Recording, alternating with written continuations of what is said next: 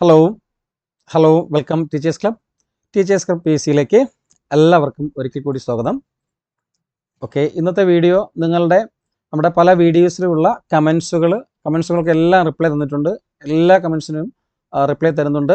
വാട്സപ്പിലൂടെ നിങ്ങൾക്ക് സംശയങ്ങൾക്ക് മറുപടി തരുന്നുണ്ട്. കോൾ അറ്റൻഡ് ചെയ്യുന്നുണ്ട്. പരമാവധി എടുക്കാൻ പറ്റുന്ന കോളുകൾ തിരക്കല്ലെങ്കിൽ എടുക്കുന്നുണ്ട്. ഓക്കെ, അപ്പം അതിൽ നിന്നൊക്കെ വ്യത്യസ്തമായിട്ട് ഒരുപാട് പേര് പറയുന്ന ആ പ്രശ്നമാണ്. ഇപ്പോൾ ഡേറ്റ് എക്സ്റ്റെൻഡ് ചെയ്തപ്പോൾ വരുന്ന പ്രശ്നമാണ് നോട്ട് എലിജിബിൾ എന്ന് പറയുന്ന കാര്യം. നിങ്ങൾ അപ്ലൈ ചെയ്യുന്ന സമയത്ത് ചിലപ്പോൾ ക്വാളിഫിക്കേഷൻസ് എല്ലാം കൊടുത്തു കഴിഞ്ഞിട്ട് പിന്നെ ഒരു പോപ്പപ്പ് വിൻഡോ വന്ന് നിൽക്കും, നോട്ട് എലിജിബിൾ എന്ന് പറയുന്ന കാര്യം. നോട്ട് എലിജിബിൾ എന്ന് പറയുന്ന ഒരു കാര്യം, not eligible. Okay, not eligible എന്ന് പറയുന്ന ഒരു കാര്യമാണ് not eligible. Okay, not eligible.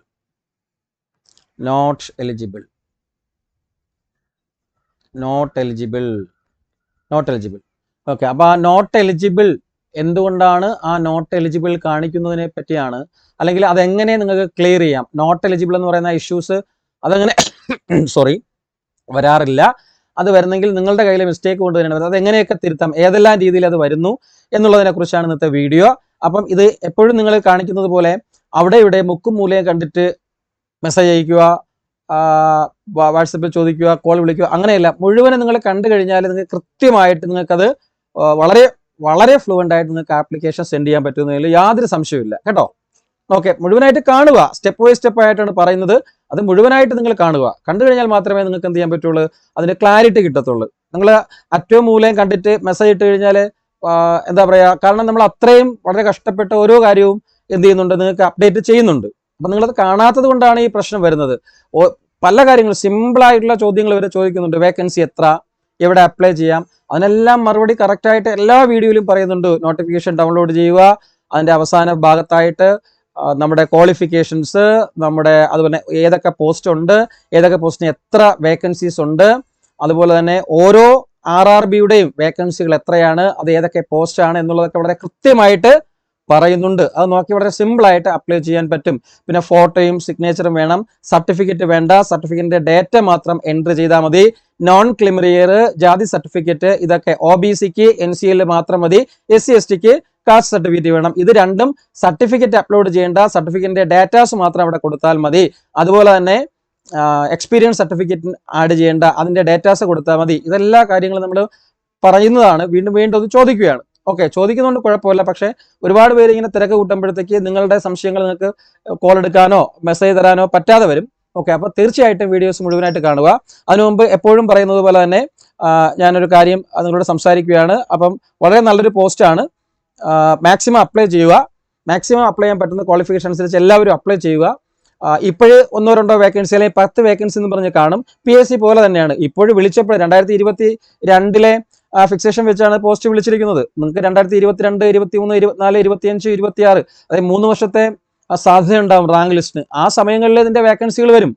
അപ്പോൾ വേക്കൻസികൾ വന്നു കഴിഞ്ഞാൽ നിങ്ങൾ റെയിൽവേ റാങ്ക് ലിസ്റ്റ് ഇടുന്നത് നിലവിലുള്ള വേക്കൻസിയുടെ 10 ഇരട്ടി എന്ത് ചെയ്യും, റാങ്ക് ലിസ്റ്റ് ഇടും.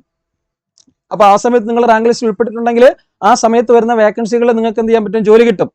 അതാണ് ആരും മനസ്സിലാക്കാത്തത് കേട്ടോ. ഓക്കെ, അപ്പോൾ ആ ഒരു കാര്യം നിങ്ങൾ തീർച്ചയായിട്ടും ശ്രദ്ധിക്കുക. അപ്പോൾ അതിന് മുമ്പായിട്ട് പറയാനുള്ള 2 കാര്യം: ചാനൽ കാണുകയും സബ്സ്ക്രൈബ് ചെയ്യുകയും ലൈക്ക് ചെയ്യുകയും കമൻറ്റ് ചെയ്യുകയും ചെയ്യുക. എല്ലാ കമൻറ്റും നിങ്ങൾക്ക് മറുപടി തരുന്നതാണ്. ഇനി കൂടുതൽ സംശയങ്ങൾ വരുമ്പോഴത്തേക്ക് ജസ്റ്റ് വിളിക്കുക. സിമ്പിൾ സംശയങ്ങൾക്ക് വിളിക്കുന്നതിനേക്കാളും നമ്മൾ വീഡിയോ കാണുന്നതാണ് ഏറ്റവും ബെറ്റർ ആയിട്ടുള്ളത്. ഓക്കെ, അപ്പോൾ നിങ്ങൾ എന്ത് ചെയ്യുക, മെയിനായിട്ട് സബ്സ്ക്രൈബ് ചെയ്യുകയും കമൻറ്റ് ചെയ്യുകയൊക്കെ ചെയ്യുക. ഓക്കെ, എല്ലാ ടീച്ചേഴ്സുമായിട്ട് ബന്ധപ്പെട്ടിട്ടുള്ള റെയിൽവേ ആയാലും മറ്റുള്ള ഡിപ്പാർട്ട്മെൻറ്റുകളായാലും, അത് KPC ആയാലും സെൻട്രൽ ഗവൺമെൻറ് ആയാലും KVS ഉൾപ്പെടെ എല്ലാം, അതുപോലെ തന്നെ മറ്റ് സ്കൂളുകളുടെ ഒക്കെ വേക്കൻസിയൊക്കെ നമ്മൾ റിപ്പോർട്ട് ചെയ്യുന്നതായിരിക്കും. നിങ്ങൾക്ക് എല്ലാ കാര്യങ്ങളും, അതുപോലെ തന്നെ ഇതിൻ്റെ ക്ലാസ്സുകൾ, പെയ്ഡ് ക്ലാസ്സുകൾ, ഫ്രീ ക്ലാസ്സുകൾ, previous year question discussions, model question discussions എല്ലാം ലഭിക്കുന്നതായിരിക്കും. ഈ RRBയോടൊപ്പം തന്നെ നമ്മളിപ്പോൾ സ്റ്റാർട്ട് ചെയ്തിരിക്കുന്ന കോഴ്സുകൾ എന്ന് പറയുന്നത്, ഇപ്പോൾ നിലവിൽ നമ്മുടെ ടീച്ചേഴ്സ് ക്ലബ് PSC സ്റ്റാർട്ട് ചെയ്തിരിക്കുന്ന കോഴ്സുകൾ പ്രധാനമായിട്ടും HSA, നമ്മുടെ കേരള ഗവൺമെൻറ്റിൻ്റെ HSA natural science, HSA physical science, അതുപോലെ തന്നെ നമ്മുടെ LPUP, ഇനി അടുത്ത വരാൻ പോകുന്ന LPUPയുടെ ലോങ് ടേം കോഴ്സ്, അതുപോലെ തന്നെ LPUPയുടെ ഇന്റർവ്യൂ ക്ലാസ്സുകൾ നമുക്ക് നടന്നുകൊണ്ടിരിക്കുകയാണ്. LPയുടെ ഇന്റർവ്യൂ നടന്നുകൊണ്ടിരിക്കുന്നു. UPയുടെ ഇന്റർവ്യൂ അടുത്ത മാസം മുതൽ സ്റ്റാർട്ട് ചെയ്യും. അപ്പോൾ UPയുടെ ഇന്റർവ്യൂ ക്ലാസ്സുകളും നടന്നുകൊണ്ടിരിക്കുകയാണ്. അപ്പോൾ ഈ കോഴ്സിലൊക്കെ പിന്നെ അതുപോലെ തന്നെ ഈ HSAയുടെ ഈ 2 ബാച്ച് മാത്രമാണ് ഇപ്പോൾ സ്റ്റാർട്ട് ചെയ്തിട്ടുള്ളത്, നാച്ചുറൽ സയൻസും ഫിസിക്കൽ സയൻസും. ഓക്കെ, ഇത് കൂടാതെ HSAയുടെ ജനറൽ ക്ലാസ്സുകളും അവൈലബിൾ ആണ്. ഓക്കെ, ജനറൽ ക്ലാസ്സുകളും അവൈലബിൾ ആണ്. ജനറൽ ക്ലാസ്സുകളുണ്ട്. അപ്പോൾ ജനറൽ ക്ലാസ്സുകളിൽ നിങ്ങൾക്ക് ജോയിൻ ചെയ്യാവുന്നതാണ്. ഓക്കെ, ഇതിൻ്റെയൊക്കെ ഫീസ് വളരെ കുറഞ്ഞ ഫീസാണ് ഇപ്പോൾ നമ്മൾ ഓഫറായിട്ട് കൊടുക്കുകയാണ്. ഈ HSAയുടെ ഫീസ് എന്ന് പറയുന്നത് ജസ്റ്റ് 2500 രൂപയുടെ കോഴ്സ് നമ്മൾ ജസ്റ്റ് 999 രൂപയ്ക്കാണ് കൊടുക്കുന്നത്. ഓക്കെ, അത് നിങ്ങൾക്ക് എല്ലാ കോഴ്സിനും ലൈവ് ക്ലാസ് പ്ലസ് അതിൻ്റെ റെക്കോർഡ് ഫുൾ ക്ലാസ്, പിന്നെ അതിൻ്റെ PDF നോട്ട്സ്, അതുപോലെ തന്നെ ഡെയിലി, വീക്ക്ലി ആൻഡ് മോഡൽ എക്സാമുകൾ, പിന്നെ നിങ്ങൾക്ക് doubt clearing sections, discussion forums, പിന്നെ free mentorship. Okay, free mentorship എല്ലാം ലഭ്യമാണ്. ഓക്കെ, അപ്പോൾ താല്പര്യമുള്ളവർക്ക് മറ്റ് RRBയുടെ കോഴ്സിന് കൂടാതെ വരാൻ പോകുന്ന KVSന്റെ കേന്ദ്രീയ വിദ്യാലയ സംഘടനയിലെ കോഴ്സ്, അതുപോലെ ഈ നടന്നുകൊണ്ടിരിക്കുന്ന HSA LPUP interview, LPUP long term, അതുപോലെ തന്നെ HSA ജനറൽ ബാച്ചിന്റെ ക്ലാസ്സുകളിലൊക്കെ നിങ്ങൾക്ക് ജോയിൻ ചെയ്യാവുന്നതാണ്. അപ്പം അതുപോലെ LPUP ലോങ് ടേമിന്റെ ഫീ എന്ന് പറയുന്നത് നമ്മുടെ ഫ്രീ കോഴ്സാണ്, 2 വർഷമുള്ള ഫ്രീ കോഴ്സാണ്. നമ്മൾ സിലബസ് അനുസരിച്ച് മുന്നേ എടുത്തതുപോലെ തന്നെ A to Z ക്ലാസ്സുകൾ നിങ്ങൾക്ക് ലഭിക്കും. ഓക്കെ, എല്ലാത്തിന്റെ ക്ലാസ്സുകളും സിലബസ് അനുസരിച്ച് ലഭിക്കുന്നതാണ്. അതിൽ നമ്മൾ വെറും അഡ്മിഷൻ ഫീസ് മാത്രം 299 എന്ന് പറയുന്ന അഡ്മിഷൻ ഫീസ് മാത്രമാണ് ഈടാക്കുന്നത്. ഓക്കെ, കൂടുതലും നമുക്കതിൽ ഇപ്പം 100-ന് പുറത്ത് അഡ്മിഷൻ ഉള്ളത് കൊണ്ട്, കുട്ടികളുള്ളത് കൊണ്ട്, നമ്മുടെ പ്രീവിയസ് ഇയർ സ്റ്റുഡൻസ് തന്നെ ആയതുകൊണ്ട് നമ്മൾ ജസ്റ്റ് അഡ്മിഷൻ ഫീസ് മാത്രമാണ് വാങ്ങിക്കുന്നത്. അപ്പം നിങ്ങൾക്ക് 299 ഉപയോഗിച്ചുകൊണ്ട് അതിലും ജോയിൻ ചെയ്യാം. അതുപോലെ ഇന്റർവ്യൂ ബാച്ച്, LPUPന്റെ ഇന്റർവ്യൂ ബാച്ചും ഉണ്ട്. ഇന്റർവ്യൂ ബാച്ചിന്റെ ഫീസ് എന്ന് പറയുന്നത് 599 ആണ്. അതും നിങ്ങൾക്ക് ജോയിൻ ചെയ്യാം. അതുപോലെ HSA 999 ആണ്. അതുപോലെ HSA ജനറൽ ബാച്ചിൻ്റെതും 599 ആണ്. ഓക്കെ, ജനറൽ ബാച്ച് എല്ലാം കിട്ടും, ജനറൽ സൈക്കോളജി ഉൾപ്പെടെ എല്ലാം കിട്ടും. അപ്പോൾ ഇതാണ് നമ്മുടെ കോഴ്സിന്റെ പ്രത്യേകതകൾ. പിന്നെ അതുപോലെ തന്നെ നമ്മുടെ RRB കോഴ്സിന് ജോയിൻ ചെയ്യാനായിട്ട് RRBയുടെ ഫീസ് എന്ന് പറയുന്നത് 599 രൂപയാണ്. നമ്മുടെ 2000 രൂപയാണ് നമ്മുടെ കോഴ്സ് ഫീസ്. നിങ്ങൾക്ക് ടൈം കുറവായതുകൊണ്ട് ഓക്കെ, നമുക്ക് 2 മാസത്തിൽ കൂടുതൽ കിട്ടത്തില്ല മാക്സിമം. ഓക്കെ, അതുകൊണ്ട് നമ്മൾ കോഴ്സ് ഇപ്പോൾ 599 വെച്ചിരിക്കുകയാണ് ഓഫർ പ്രൈസ് ആയിട്ട്, 50% ഓഫറായിട്ട്. അപ്പോൾ അത് നിങ്ങൾക്ക് ജോയിൻ ചെയ്യാം. അപ്പോൾ ഈ കോഴ്സിനെല്ലാം ജോയിൻ ചെയ്യുന്നതിന് വേണ്ടിയിട്ട് നിങ്ങൾ താഴെ കാണുന്ന നമ്പർ, സ്ക്രോൾ ചെയ്യുന്ന നമ്പർ, അല്ലെങ്കിൽ ഈ നമ്പറിലേക്ക് നിങ്ങൾക്ക് വാട്സപ്പ് മെസ്സേജ് അയക്കാം. 7736750473 എന്ന് പറയുന്ന ഈ നമ്പറിലേക്കോ, അല്ലെങ്കിൽ 9847880473 എന്ന് പറയുന്ന നമ്പറിലേക്കോ അതിൽ വിളിക്കുക. അതിൽ വാട്സപ്പ് ഇല്ല, വാട്സപ്പ് ഉള്ളത് ഈ നമ്പറാണ്. അപ്പോൾ ഈ നമ്പറിലേക്ക് വിളിക്കാം. അല്ലെങ്കിൽ നമ്മുടെ KVയിലേക്ക് അപ്ലൈ ചെയ്യാനായിട്ട് എല്ലാ ഈ വീഡിയോയുടെയും താഴെ അതിൻ്റെ ലിങ്കും കൂടി അവൈലബിൾ ആക്കിയിട്ടുണ്ട്. ഇനി ഇത് RRBയിൽ അപ്ലൈ ചെയ്യുന്നതിന് വേണ്ടി അപ്ലൈ ചെയ്യുന്ന ലിങ്കും ഇതിൻ്റെ താഴെ കൊടുത്തിട്ടുണ്ട്. ഓക്കെ, ഇനി പറയാനുള്ള കാര്യം എന്ന് പറയുന്നത് നമ്മുടെ വിഷയത്തിലേക്ക് വരാം. വിഷയം എന്ന് പറയുന്നത് നോട്ട് എലിജിബിൾ കാണിക്കുന്നു എന്നുള്ളതാണ് നമ്മുടെ വിഷയം. നമ്മുടെ വിഷയം. ഓക്കെ, അപ്പൊ എന്തുകൊണ്ടാണ് നോട്ട് എലിജിബിൾ കാണിക്കുന്നതെന്ന് ചോദിച്ചു കഴിഞ്ഞാൽ, ഓക്കെ, എന്തുകൊണ്ടാണ് നോട്ട് എലിജിബിൾ കാണിക്കേണ്ട വിഷയങ്ങൾ എന്ന് പറഞ്ഞു കഴിഞ്ഞാൽ, അത് നോട്ട് എലിജിബിൾ കാണിക്കുന്നതിന് മുമ്പ് ഒരു കാര്യം പറയാം. OTP പ്രോബ്ലം ചിലപ്പോൾ കാണിക്കും നിങ്ങൾക്ക്. ചിലപ്പോൾ നിങ്ങൾ അപ്ലൈ ചെയ്യുന്ന സമയത്ത് ആധാറിന്റെ ഒരു പ്രശ്നം കാണിക്കാറുണ്ട്. ആധാറിന്റെ പ്രശ്നം എന്ത് കാണിച്ചു കഴിഞ്ഞാൽ നിങ്ങൾ ചെയ്യേണ്ടത്, അവിടെ ഒരു ഡയലോഗ് ബോക്സ് തെളിഞ്ഞു വരും. നിങ്ങളുടെ മെട്രിക്കുലേഷന്റെയും നിങ്ങളുടെ ഇപ്പോഴുള്ള ആധാറിന്റെയും ഡേറ്റകൾ തെറ്റാണെന്നും പറഞ്ഞിട്ടുള്ള ഒരു സംഭവം അവിടെ കാണിക്കും. ഓക്കെ, തെറ്റാണ്, 2 ഡേറ്റയാണെന്നൊക്കെ പറഞ്ഞ് കാണിക്കും. അങ്ങനെ കാണിക്കുകയാണെങ്കിൽ ഒന്നും വിഷമിക്കേണ്ട. നിങ്ങൾ ജസ്റ്റ് എന്ത് ചെയ്യുക, അതിന്റെ മുകളിൽ കാണപ്പെടുന്ന നിങ്ങളുടെ ഫോൺ നമ്പരും ഇമെയിലും നിങ്ങൾ ഓൾറെഡി വെരിഫൈ ചെയ്തിട്ടുണ്ടായിരിക്കും. Phone number and email already verify ചെയ്തിട്ടുണ്ടായിരിക്കും. അത് രണ്ടും ഒന്നും കൂടി ആ മൊമെന്റിൽ തന്നെ പെട്ടെന്ന് തന്നെ എന്ത് ചെയ്യുക, ഒന്ന് വെരിഫൈ ചെയ്യുന്ന സമയത്ത് മെയിൽ ഓപ്പൺ ചെയ്തിട്ടിരിക്കുക. അതായത് 1 മിനിറ്റ് ആണ് നമുക്ക് തരുന്നത് ഇതിന്റെ വെരിഫിക്കേഷന് വേണ്ടി ഓരോന്നിന്റെയും. അതിൽ 30 സെക്കൻഡിനുള്ളിൽ നമ്മൾ ഈ OTP അതിൽ കൊടുത്ത് വെരിഫൈ ചെയ്യണം. രണ്ടും നമ്മൾ ഒരുപാട് താമസിക്കുമ്പോഴാണ് ഈ OTPയുടെ പ്രശ്നം വരുന്നത്. അപ്പൊ എന്ത് ചെയ്യുക, ആധാർ പ്രശ്നം വന്നു കഴിഞ്ഞാൽ, ആധാറിന്റെ എന്തെങ്കിലും ഇഷ്യൂസ് കാണിക്കുകയാണെങ്കിൽ നിങ്ങൾ ചെയ്യേണ്ട ഒന്നാമത്തെ സ്റ്റെപ്പ് എന്ന് പറയുന്നത്, നിങ്ങളുടെ അതിന്റെ തൊട്ട് മുകളിലുള്ള ഫോൺ നമ്പരും ഇമെയിലും ഒന്നുകൂടി വെരിഫൈ ചെയ്യുക. അതിനുശേഷം ആ ഡയലോഗ് ബോക്സിൽ ബോത്ത് ആർ സെയിം, രണ്ടും സെയിം തന്നെ എന്ന് കൊടുക്കുക. മെട്രിക്കുലേഷൻ സെയിം തന്നെ, ഇപ്പോൾ ഉള്ള സെയിം തന്നെ, ബോത്ത് ആർ സെയിം എന്ന് പറയുന്നത് കൊടുത്തിട്ട് നേരെ താഴേക്ക് വരുമ്പോഴത്തേക്ക് പ്രിവ്യൂ എന്നും പറഞ്ഞ് കാണിക്കും. അതിൽ ക്ലിക്ക് ചെയ്താൽ മതി, ഓക്കെ ആവും. അത്രേ ഉള്ളൂ ആ ഒരു ആധാറിന്റെ പ്രശ്നം. രണ്ടാമത്തത് നമ്മുടെ വിഷയം, മെയിൻ വിഷയം ഇതുവരെയും പറഞ്ഞില്ല, നോട്ട് എലിജിബിൾ എന്ന് പറയുന്നതാണ് നമ്മുടെ വിഷയം എന്ന് പറയുന്നത്. അപ്പൊ നോട്ട് എലിജിബിളിന്റെ വിഷയം എന്താണെന്ന് ചോദിച്ചു കഴിഞ്ഞാൽ, എന്തുകൊണ്ടാണ് നോട്ട് എലിജിബിൾ കാണിക്കുന്നത് വെച്ചാൽ കുറേ കാര്യങ്ങളുണ്ട്. അതായത് നമ്മളൊരു പരീക്ഷയ്ക്ക് അപ്ലൈ ചെയ്യുമ്പോഴത്തേക്ക് അവരൊരു ഫോമാറ്റ് കറക്റ്റ് പറഞ്ഞിട്ടുണ്ട് നോട്ടിഫിക്കേഷനിൽ. അതുപോലെ തന്നെ നമ്മൾ ചെയ്യാനായിട്ട് ശ്രമിക്കുക. പലരും TTC ഉള്ള ക്വാളിഫിക്കേഷന് TTC വെക്കത്തില്ല, അല്ലെങ്കിൽ സർട്ടിഫിക്കറ്റ് കറക്റ്റ് ആയിട്ട് ഒന്നാമത്തെ കേസ് സർട്ടിഫിക്കറ്റ് പറയുന്നത് ഒന്നാമത്തെ കേസ് നിങ്ങൾ ആദ്യം നോട്ടിഫിക്കേഷൻ വായിച്ചു നോക്കി. നോട്ടിഫിക്കേഷൻ ഏറ്റവും താഴെ കാണുന്ന നിങ്ങളുടെ പോസ്റ്റ് പ്രിഫറൻസ് ഉള്ള RRB സോണ് ഏതാണെന്ന് തിരഞ്ഞെടുക്കുക. നിങ്ങൾക്ക് അയക്കാൻ പറ്റുന്ന വേക്കൻസി ഉള്ള RRB സോൺ തിരഞ്ഞെടുക്കുക. ഏതാണെന്നുള്ള കറക്റ്റ് തിരഞ്ഞെടുത്തിട്ട് ആ പ്രോപ്പർ ആയിട്ടുള്ള RRB സോണാണ് ആദ്യം കൊടുക്കേണ്ടത്. ആദ്യം നിങ്ങളോട് ചോദിക്കും, ഫസ്റ്റ് നിങ്ങൾ ഓൺലൈൻ ആപ്ലിക്കേഷൻ എന്ന് പറയുന്ന ഭാഗത്തേക്ക് കയറുമ്പോഴത്തേക്ക് ഫസ്റ്റ് നിങ്ങളുടെ ചോദിക്കുന്നത് ഏത് സോണിലേക്ക്. 7 ബാർ അതിൽ 2 എണ്ണം കാണിക്കും. 7 ബാർ 2024 കാണിക്കും, 8 ബാർ 2024 കാണിക്കും. 8 ബാർ 2024 അല്ല നമുക്ക് വേണ്ടത്. ഇത് കാറ്റഗറി D NDPC ഒക്കെ ഡി ആൻഡ് NDPC അപ്ലൈ ചെയ്യാനുള്ളതാണ്. അത് അപ്ലൈ ചെയ്യുന്നവർക്ക് അത് ഉപയോഗിക്കാം. 8 ബാർ 2024 നമുക്ക് 7 ബാർ സെൻട്രലൈസ്ഡ് നോട്ടിഫിക്കേഷൻ 7 ബാർ 2024 ആണ്. അപ്പൊ പെട്ടെന്ന് എന്ത് ചെയ്യുക, ഇതിന്റെ താഴേക്ക് വരുമ്പോഴത്തേക്ക് നിങ്ങളോട് ചോദിക്കും ഏത് RRB ആണ്. അവിടെ നമ്മൾ കറക്റ്റ് ആയിട്ടുള്ള RRB സോൺ നമ്മൾ കൊടുക്കുക. കറക്റ്റ് വേക്കൻസി ഉള്ള RRB സോൺ ഒന്ന് അതാണ്. നിങ്ങളുടെ സോൺ തിരഞ്ഞെടുക്കുന്നതിനുള്ള മിസ്റ്റേക്ക് ആണ് നോട്ട് എലിജിബിൾ കാണിക്കുന്നത്. ഓക്കെ, അതായത് നിങ്ങളുടെ അതേ വേക്കൻസി ആ സോണിൽ ഇല്ലെങ്കിലാണ് നിങ്ങൾക്ക് ഒരു പോപ്പപ്പ് വിൻഡോ തെളിഞ്ഞു വരും. അവിടെ ഇന്ന പാര അനക്സർ ഇന്ന പാര ഇന്നത് നോക്കാനായിട്ട് കാണിക്കും. ഓക്കെ, അത് മെയിൻ ആയിട്ട് ഈ റീസൺ. രണ്ടാമത്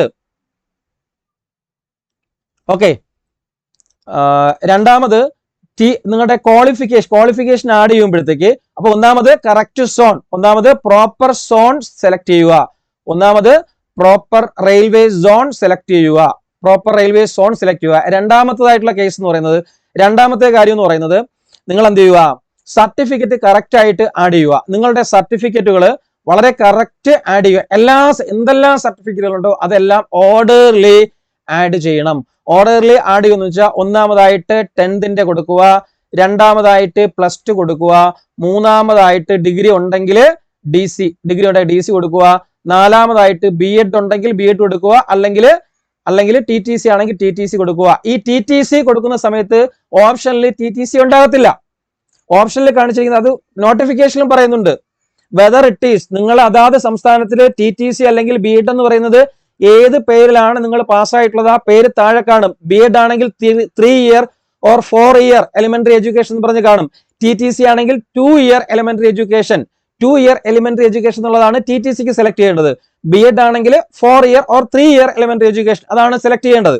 അത് ഓട്ടോമാറ്റിക്കായി കാണും. അപ്പം B.Ed കൊടുക്കുക, പിന്നെ TET or SET or NET ഓർ അത് കൊടുക്കുക. പിന്നെ PG ഉണ്ടെങ്കിൽ അവസാനം PG കൊടുക്കുക.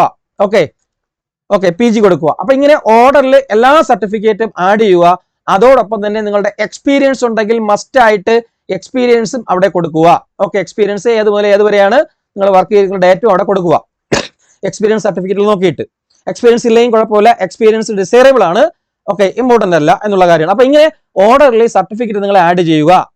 ഓക്കെ, അടുത്തതായിട്ടുള്ളത് അപ്പൊ എന്ത് ചെയ്യുക, സർട്ടിഫിക്കറ്റ് കറക്റ്റ് ഫോമിൽ കറക്റ്റ് രീതിയിൽ സർട്ടിഫിക്കറ്റ്സ് നിങ്ങൾ എന്ത് ചെയ്യുക, അപ്ഡേറ്റ് ചെയ്യുക. മൂന്നാമതായിട്ട് നിങ്ങൾക്ക് വേണ്ട റിസർവേഷൻ കാറ്റഗറി ആണെങ്കിൽ നോൺ ക്രിമിലിയർ, അല്ലെങ്കിൽ SC/ST കമ്മ്യൂണിറ്റി ആണെങ്കിൽ കമ്മ്യൂണിറ്റി സർട്ടിഫിക്കറ്റ്, അതിന്റെ ഡേറ്റാസ് കറക്റ്റ് ആയിട്ട് അവിടെ ആഡ് ചെയ്ത് കൊടുക്കണം. ഇത് രണ്ടും ഇല്ലെങ്കിൽ പോലും ആ കാറ്റഗറിക്ക് അപ്ലൈ ചെയ്യാൻ പറ്റും. പക്ഷേ ഏജ് റിലാക്സേഷൻ വേണമെങ്കിൽ, അല്ലെങ്കിൽ ആ റിസർവ്ഡ് കാറ്റഗറിയിൽ ഞാൻ നിയമിക്കപ്പെടണമെങ്കിൽ, ഭാവിയിൽ വേക്കൻസികൾ വരുമ്പോൾ ആ കമ്മ്യൂണിറ്റിയിൽ റിസർവേഷൻ വന്നു കഴിഞ്ഞാൽ എനിക്ക് ജോലി കിട്ടണമെങ്കിൽ ഈ NCLലും കമ്മ്യൂണിറ്റി സർട്ടിഫിക്കറ്റ് ഒക്കെ അതാത് കാറ്റഗറിയിലുള്ള ആൾക്കാർ അപ്ഡേറ്റ് ചെയ്യുക. NCLലും കമ്മ്യൂണിറ്റി സർട്ടിഫിക്കറ്റും കിട്ടാനായിട്ട് ഓടി നടക്കേണ്ട കാര്യമില്ല. നമ്മുടെ നോട്ടിഫിക്കേഷനിൽ തന്നെ ഒരു പേജ് ഉണ്ട്, 109ാമത്തെ പേജാണെന്ന് തോന്നുന്നു. അതിൽ അതിന്റെ ഫോമാറ്റുകളുണ്ട്. ആ ഫോമാറ്റ് ഡൗൺലോഡ് ചെയ്ത് പ്രിന്റ് എടുത്ത് നിങ്ങൾ നേരിട്ട് താലൂക്ക് ഓഫീസിൽ ചെന്ന് കഴിഞ്ഞാൽ, എമർജൻസി ആണെന്ന് പറഞ്ഞ് ചെന്ന് കഴിഞ്ഞാൽ, RRBക്ക് അയക്കാനാണെന്ന് പറഞ്ഞു കഴിഞ്ഞാൽ തീർച്ചയായിട്ടും സർട്ടിഫിക്കറ്റ് ഒരു ദിവസം കൊണ്ട് തന്നെ കിട്ടും. ഒരിക്കലും സ്റ്റേറ്റിന്റെ സർട്ടിഫിക്കറ്റ് റെയിൽവേ സ്വീകരിക്കത്തില്ല.